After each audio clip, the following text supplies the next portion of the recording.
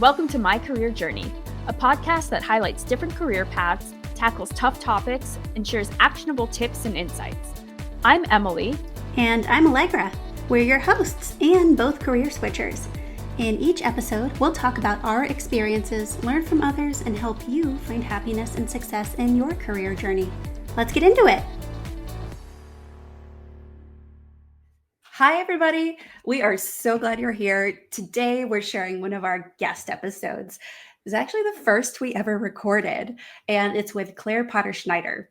Claire went from a viola performance major to working in arts administration with a bunch of stops along the way. And now, oh my gosh, she is working as a leader in AI transformation at a Fortune 500 company. I loved hearing how she navigated her career path and kind of the steps she took along the way. And out of curiosity, how did you two meet? Because I know you've known her for a while now. Yeah, I think you could go back to about 2013, back to our early days in Chicago. But I met Claire first through her now husband, Michael, who was a big part of my nonprofit sharing notes early on. And they both became close friends. Fun fact, two violists that are married. I mean, I don't know how often that happens. Yeah, I know. We'll leave the viola jokes to everybody. They're both incredible people, kind, intelligent, just caring, love them. And Claire was one of the first people I knew to work with a recruiter and make a career switch from the performing arts. She really, I think, served as a role model for me in my friend group of what that could look like and how you find your way in that big change. That's so awesome. And I'm really glad we're able to share her experience and expertise on this episode. Oh, yeah. And what I loved about this conversation is that we touched on so many different topics like networking, transferable skills, how to ask for help, mentorship, interviews, promotions, and so much more. Is there anything in particular that you want to highlight? Yeah, I mean, like you said, we asked Claire a lot of questions and she was so gracious with her responses. She shared some really great advice, but I think what I appreciated most about this conversation was how she shared her mindset. She is a learner. I mean, she talks about kind of what she did, but she's very intuitive about the needs of her environment. She's like, she has this proactive approach to adding value in a way that's strategic, but authentic to who she is. She finds ways to grow and work that are aligned with those strengths and her interests. So I left really energized by what she shared and how she thinks. I was energized too. Yeah. And I'm noticing what you said in terms of proactivity, growth, and especially the learning mindset are becoming common themes between all of our guests. And Claire does a really, really good job of articulating how she approaches that. Yep. And I love how she breaks it down so clearly. Yes. And I'm not going to spoil it, but I also loved her advice at the end. You'll just have to listen to the whole episode. I mean, yeah, exactly. Is there anything else you want to cover before we get started? No, I think it's time we introduced everyone to Claire. Let's jump in. Here is our conversation with Claire Potter-Schneider. Hello, Claire. We are so excited to have you here on My Career Journey. Thank you for being here. Thank you so much for having me. I'm very excited to be here this morning. Okay, so we have a lot, I think, that we can dig into with you. You've had several career shifts. You've gone from viola performance, arts admin. Now you're in AI and marketing and a lot of stuff in between. But I wonder, could you start off with telling us a little bit about your career journey and how you would describe it? How I would describe it? Certainly unconventional. I think you're absolutely right. I've had a lot of pretty big career shifts, and every like kind of big step that I've taken has been a big leap into something completely new. But I think that's something that for me, I was a very intentional decision and something that I was really excited about. And, you know, it has worked pretty well for me. So yeah, I've been pretty happy about that. Nice. And if you were to describe like the different stages and like each step of the journey, like just talk us through kind of where you've been. Sure. So yeah, all the way back, you're right. I started in viola performance at conservatory. And I think kind of decided while I was there that as much as I loved performance, it was not something that I wanted to just do full time, just only that, you know. I really loved it, but had other interests as well. So I transferred to DePaul for their arts admin program, which at the time was the only undergrad arts admin program in the US. And now, of course, I feel like it's a pretty standard thing. Most schools have one. But at the time I was like, I guess I'm going to Chicago because they have the program. But I also, you know, I wanted to be in a big city that had a really vibrant arts community. I think that was a really important thing for me. So definitely check that box. So after graduation, I worked, in arts admin for a couple of years. I worked with the Boston Symphony. I worked with the Dallas Opera. I worked for the Lyric Opera of Chicago. And all of those roles, I did a lot of, like collective bargaining, governance, strategic planning down the road, casting, hiring, rehearsing, all that good stuff. And I think it provided me with a great deal of knowledge kind of across different industries. So I worked with the marketing department. I worked with their development department. I worked with our future planning team, artistic team, obviously, as well. So then when I was looking for, something different, I had little pockets of experience in these different areas. So, after a while in arts admin, I really loved it, but I just felt like I just needed something new. And if I was going to leave the arts, I was like, I'm going to do something completely different. So I took a role at a private equity investment firm. Like you do. Completely different. And was at that point very thankful that I had done a lot of business in school. I think that was really important. So I was there for about 2 years and ended up running their private equity funds, which again was like very new to me, but it's was something that they needed. So that was what I found myself doing. And while I was there, I had kind of taught myself all of their different systems and platforms that they were using and trying to find better ways to kind of connect them together to just make our teams more efficient. And I found that was something that I really enjoyed.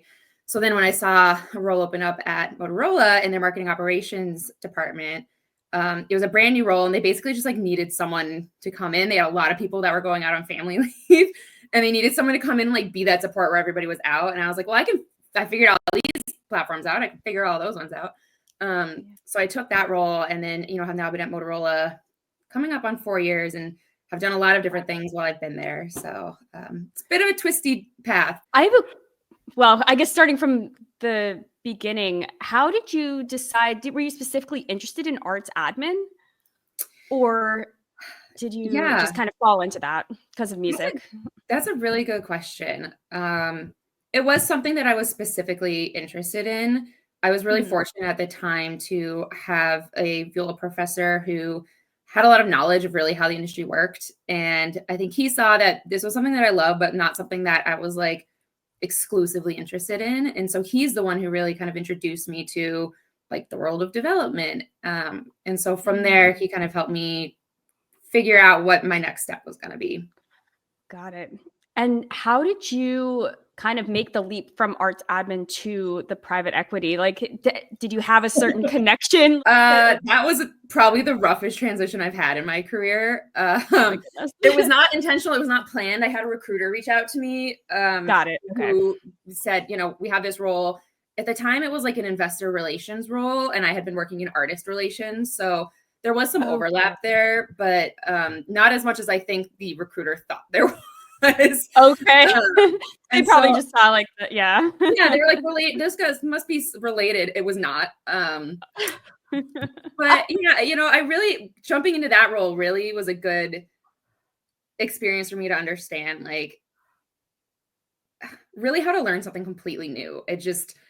I had taken finance classes, but I wasn't in that world. And I really felt like I was going back to like get a master's degree in finance. It was a small firm that moved really quickly, and it was really up to me to either like catch up or find something else. So the first 6 months was really me just like in boot camp, learning everything I could about private equity investing. And now, it's not, I think probably, I don't know that I would necessarily return to that space, but I'm really glad that I had that experience. And I really did learn just so much while I was there. I was just thinking, there's the learning that is just, it's a new environment, it's a new role, but I'd imagine it's also a little bit of a culture shock. Yes. Yeah, definitely. And, I had been so ingrained in classical music for so long, and there's just so many things that you kind of inherently understand when you're in an industry for that amount of time. So even like, what are people reading in their free time? Like, what blogs are they looking at? Like, where do they get their information? Like, all of that. I was really starting at ground zero, but had some really great colleagues who kind of helped steer me in the right direction. I think, we're all on this call career shifters. I think that was one of the toughest things for me, especially going from an industry that's so specialized, like classical music, to somewhere I hadn't been before, was not being an expert. And what that felt like to not understand the context that so many other people just lived and breathed for years beyond me. And I'm like, well, I'm used to knowing really the deep cuts here. And now I'm like just asking the basic questions. Yeah. That's tough. It is. Yeah. That was a huge adjustment from being like, I know so much about so many things. So like, I have no idea what's going on in this meeting, and I think having to be really humble and be comfortable asking those questions was really important, because the other option was just like be in those meetings and not know what was going on and just like be okay with that. And that's just, for me, that just was not how I operated. I think as musicians, we're just ingrained, like it's part of our nature to just be curious and learn and pick things up really fast, which is why I think musicians are very successful with career switches or changes. And there's so many transferable skills too. It's just, yeah. Definitely agree with that. It's funny though, hearing like relations, not maybe the same kind of relations in those two jobs, but the word was like genuine, like artist relations is like, someone needs a doctor's appointment, or like we're getting someone from the airport, or, like their costume has an issue and you've got to fix. And investor relations is like reporting out on how the firm is doing. Not close.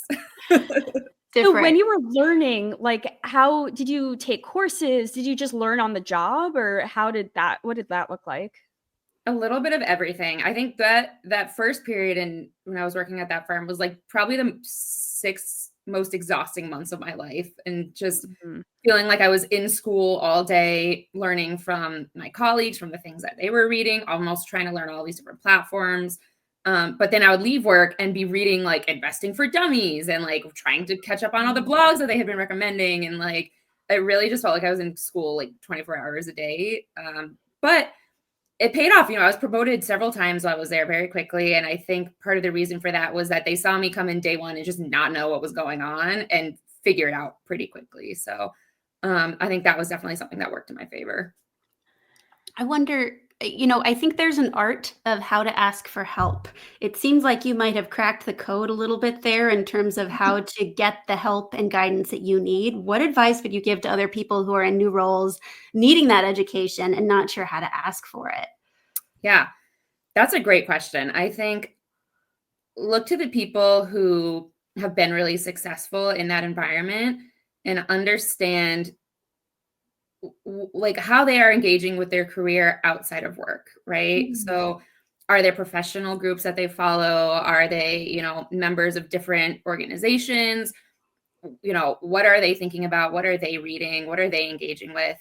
But I think too, if there's words you don't understand, that's an easy thing for you to figure out yourself. But if there's context that you feel is missing, that's something to ask for. So I think finding that line between doing your own research and knowing when to ask for help is going to be different for everybody. But I think that was something that was really important for me to figure out. It's also a good way to show you respect someone's time, to say, okay, I did the work too on my own. I'm not just asking you to do something or give me it on a platter, right? Yeah. Like I can do some of this myself. I'm not asking you to do it for me, but I do need help, know? Right.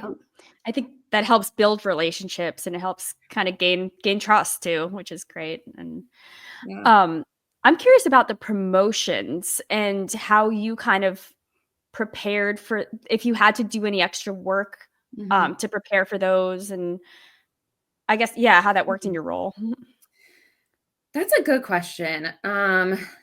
So specifically at the investment firm, I think the first promotion was not one that I expected was coming. I think it very much was the result of me just stepping in on day one. They could see I didn't know what was going on. I figured it out really quickly, and not only figured it out, but then was able to provide solutions to pain points that they had been experiencing and just didn't have time to address. Hmm. And so that was something that, I was very happy about that promotion, but I was like totally caught by surprise.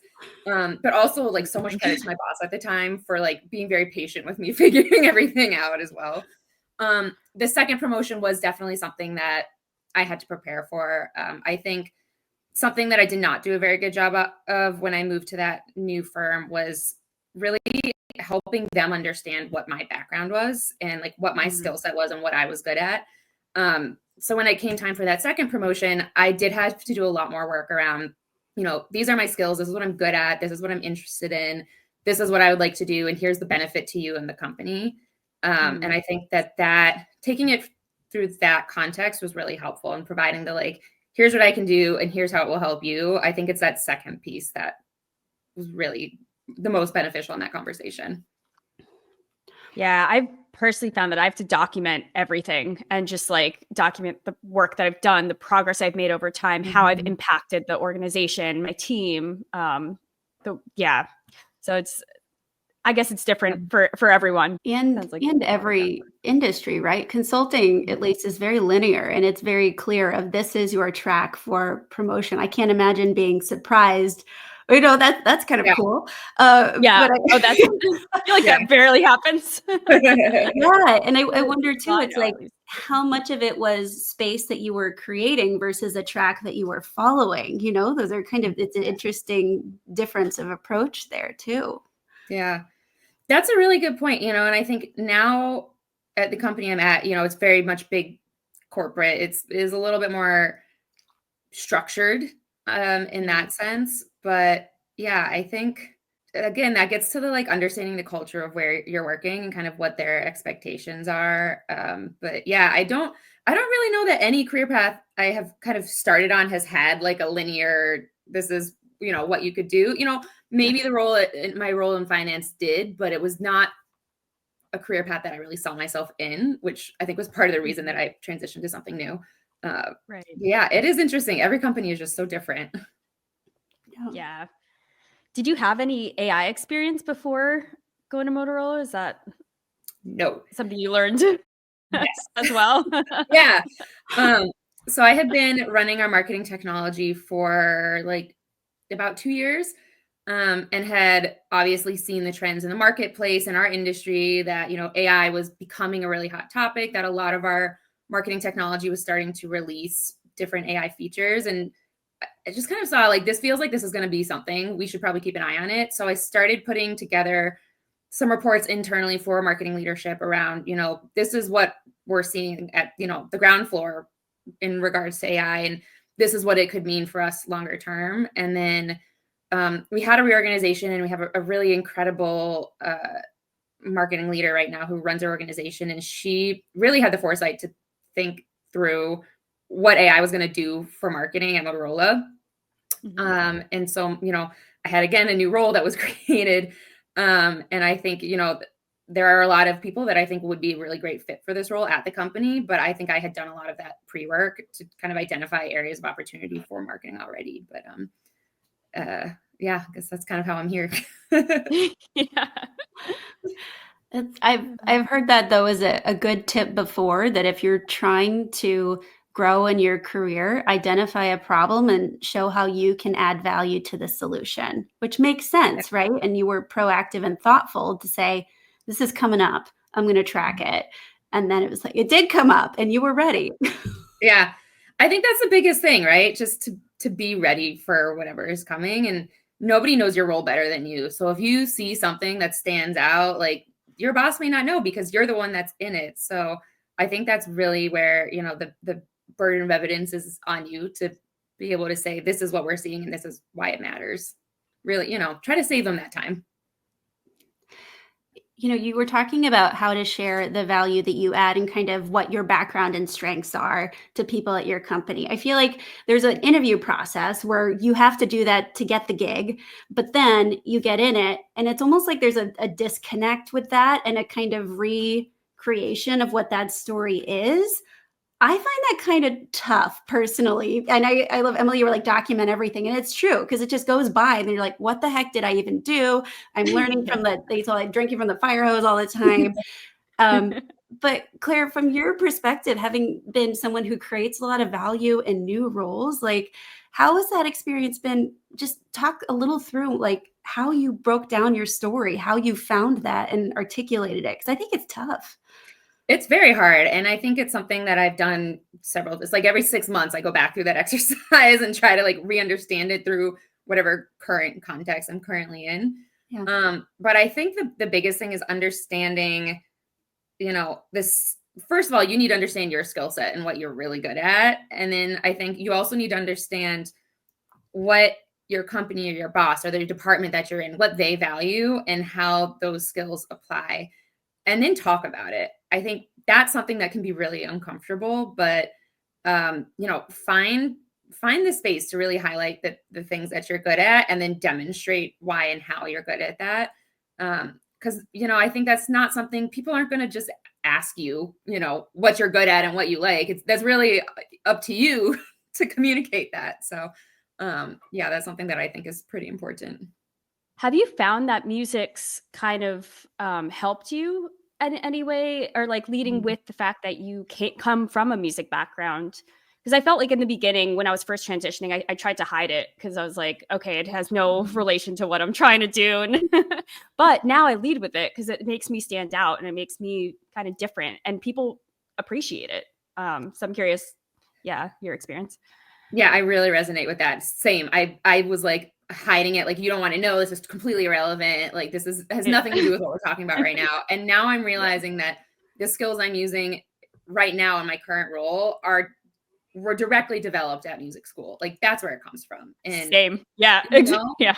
And being comfortable with that. And to your point, recognizing that like, that's what makes me different. That is what is helping me stand out, I think is really important.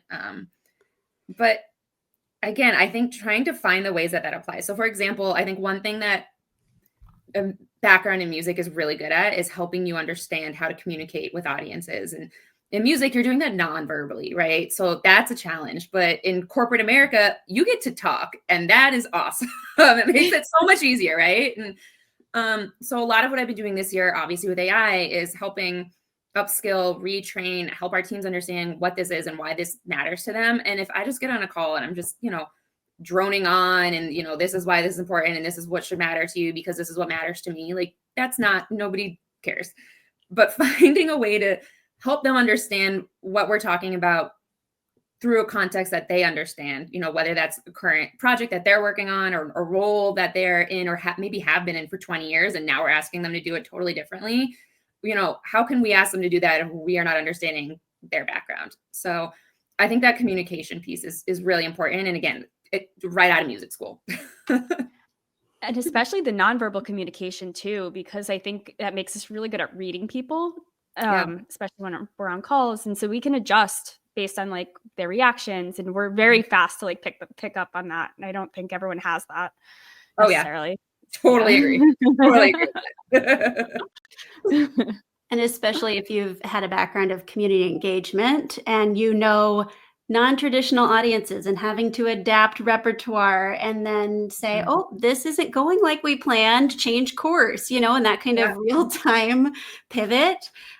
Those are essential skills. Yeah. And really like not taught, I mean, certainly at music school, but in the broader academia, it's not something that, you don't have a class on that. So I think that is something really unique that musicians can bring to really any job.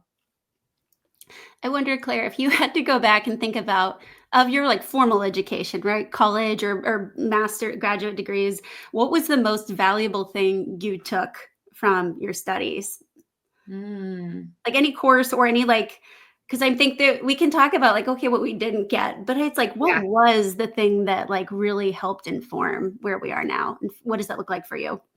Yeah, I think probably the area that was the most important to me. I have a minor in anthropology, and I think that was something that was really important. I'd certainly use in my day-to-day. And I think the big thing with anthropology is it helps you understand how to take a step back, and then look at particularly from like your own perspective of a situation, and how to think through it through the lens of the people that you're working with. And I think that has been really helpful for me, when I'm starting a new role, when I am working on a new project, when you're working with different teams, and really understand, I know what I'm thinking, but I'm trying to understand what you're thinking, and knowing kind of how to do that, I think is really important. And also something that people respond really well to. The change manager side of me is like going wild with all these different things of audience and strategy. I'm just like, oh, Yeah. yes. Yeah. There's a lot. That's like half my job right now. Change management. It's there, Universal. It is. Yeah. And I wonder, so you've had a lot of changes in your life, right? And you've talked about maybe a little bit of when you knew it was time to get out of arts admin, but what about the other job shifts when you're leaving? Like, how did you know it was time to leave?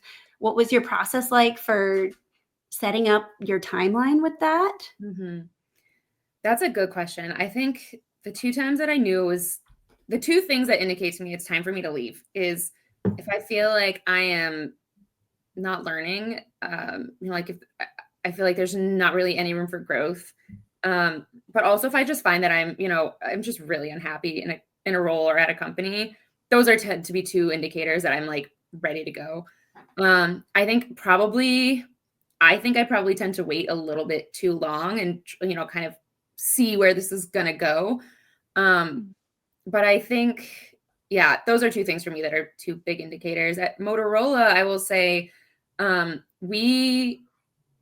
just a lot of transitions in our department. So I don't know that there have been any roles that I've like actively applied for at Motorola. Once I was there, they've kind of, put me wherever they needed me.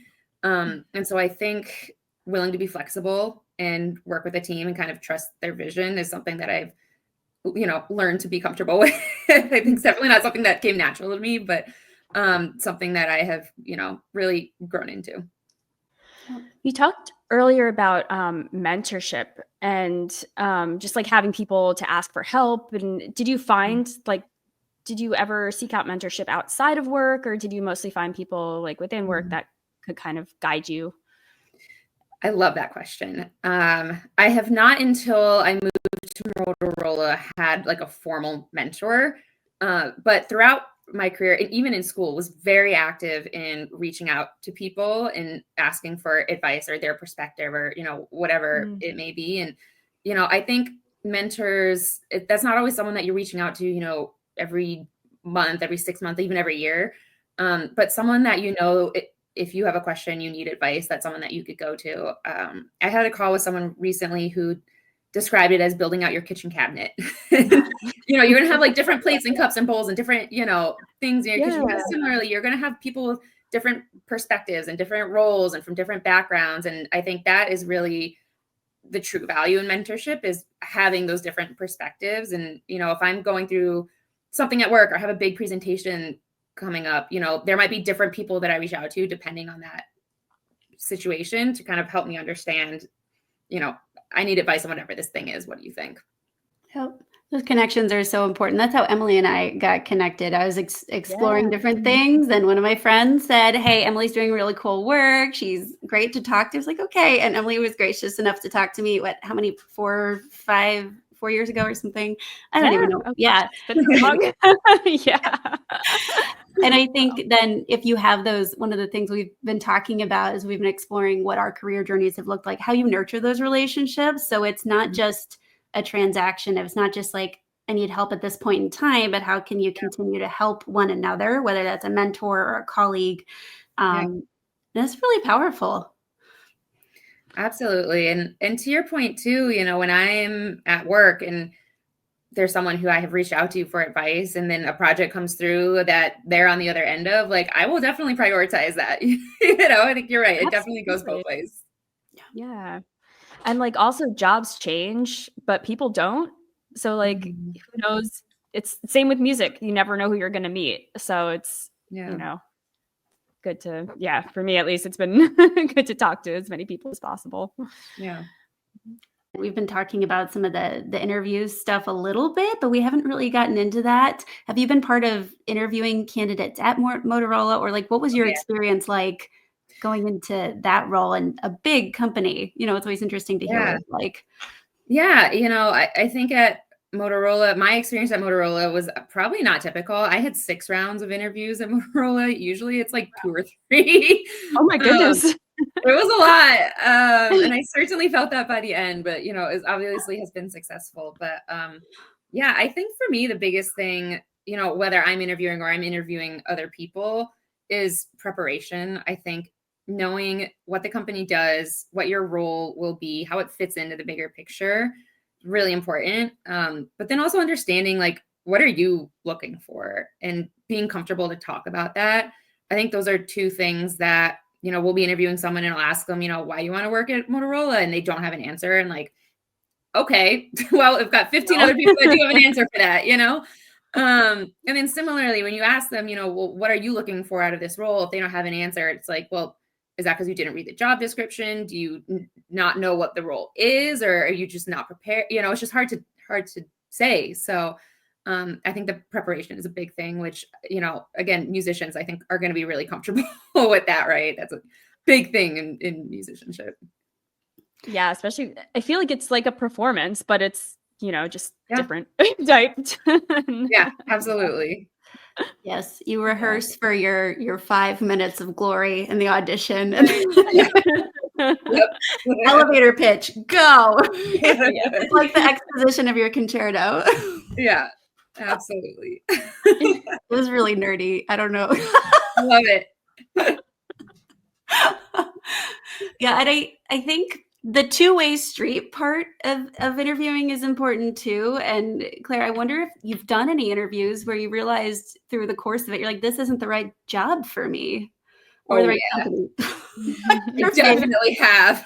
I've had some crazy interviews where, like, within like 3 or 4 minutes, like, this is not going to be a good fit. And it's up to you. If you think that interview is going to be like an hour and a half and you're just ready to like cut the cord, just let them know this is not going to be a good fit. Thank you so much for your time. I appreciate it. But yeah, I think that's, I think when I go in and you get the sense that it's going to be like 90 hours a week, and we're all a family here, which is just code for it's going to be 90 hours a week. Those are things that always stand out to me. But I think I always look for a role that will, provide me variety in my day-to-day. I'll have ownership over my own work. And then again, we talked about making sure that there's room for growth. I think knowing that that's what I'm looking for makes it a lot easier to identify when an interview is going sideways. I love that you said the family thing, because I agree. Let's scrub that from professional jargon. Please get it out. That's not my family. No. I love my family. And some people have a complicated relationship with family. So just strike it from the record, please, everybody. So that was one red flag. I love that you called out. But yeah, what others do you have? That's a big one for me. I have had jobs where they would say, during whatever season, like, I just expect the company to own me and I will just be here the whole time. And that's always something that I'm like, okay, I'm not cool with that. But I think, particularly in the arts, when you're in season, they just expect you're going to be there, and like you get there at 8 a.m., you leave at midnight, and that's exhausting. It's not sustainable at all. It's not sustainable. And so those are some of the things that are kind of red flags for me. I think another one is when they're describing a role and you kind of get the sense that, like, they're looking for someone who's going to do things the way that they have always been done. And I think for some people, that's something that, like, that's what they want, and that's great. But I think for me, that's not what I would be looking for. So that for me would be a red flag. When you're interviewing, do you have like specific questions prepared, like that you ask all companies, or do you kind of tailor your questions to individual companies? Yeah, I do try to tailor my questions to the company. I do usually have kind of a standard set of questions. So like if I'm speaking to the person who will be my manager, I like to ask them, what is their managerial style? And if they have people who have grown in their roles, could they describe what that growth looked like and what they were looking for? Those are definitely some things that I would look for and things that I would ask. Do you feel like you had to kind of go through several rounds of interviews to understand like how to talk to different kinds of people within the interview process? because I felt like I didn't know really how to talk to recruiters when I first was transitioning, and it took a couple tries to like, yeah. I definitely think so. And to your point, particularly when I was leaving the arts, because I had never not worked in the arts, and I didn't understand just how foreign that industry is to like everyone else in the world. Yeah. And so that was something that I really had to, and I had a recruiter at the time who's really fantastic and helped me kind of understand, you know, how to look at a role through a different lens and like how to talk about my experience. I still, I don't think I did a great job of it, but I don't know, without her guidance, I would have been totally lost. So that was definitely something I valued. I think that it's good to burst that bubble of your world sometimes. And when you were in such a specialized thing, I remember 2 instances in undergrad.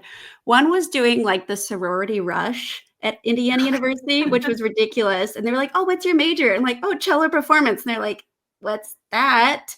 I was like, "Okay, this maybe not a good fit for me. Some of these gals are lovely, but just okay." And then the other was I picked up a business minor like halfway through my degree because I had a panic moment and was like, I need some supplemental skills. The scarcity mindset is so heavy. But then I was doing a group project with some of my classmates in one of the business classes, and they're like, well, why don't you just start your own orchestra? Why is it so hard to get a job? And I was like, oh, there's just, that kind of lack of understanding, but it's good. It builds empathy. It helps us remember that's like, okay, it's just important when you're in something so specialized. Yeah.